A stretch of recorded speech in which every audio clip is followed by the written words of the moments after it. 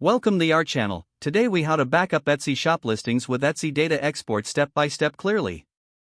To back up your Etsy shop listings using Etsy Data Export, begin by logging into your Etsy account. Once you're on your Shop Manager page, locate the Settings option on the left sidebar. Click on Settings to access a drop-down menu. From this menu, select Options.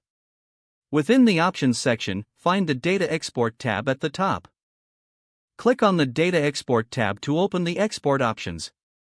You will see various options for data types available for export. Choose the option that specifically mentions listings. Next, select the format you prefer for your export file. CSV format is commonly used for this purpose. After selecting your format, look for the Download button and click it. Your browser will prompt you to save the file to your computer. Choose a destination folder where you can easily find the file later.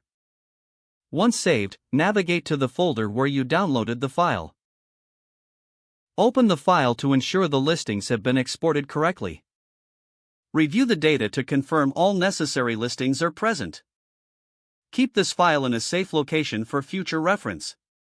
Periodically back up your listings to keep your data up to date.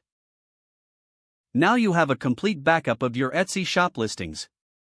If the page does not load, refresh the browser or try again in a private or incognito window. Make sure you are using the correct email address, then retype it carefully to avoid small typos. If your password is not accepted, use the reset option and create a new strong password you can remember. Check your spam folder for verification or security emails, then complete any requested confirmation steps. Enable two-factor authentication if available to improve account security and reduce unauthorized access risk. After signing in, review your profile details so your contact information and settings are accurate and current. If you see an error message, note it down and try again after restarting your device and internet connection.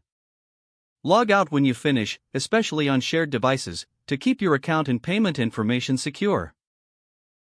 If the page does not load, refresh the browser or try again in a private or incognito window. Make sure you are using the correct email address, then retype it carefully to avoid small typos.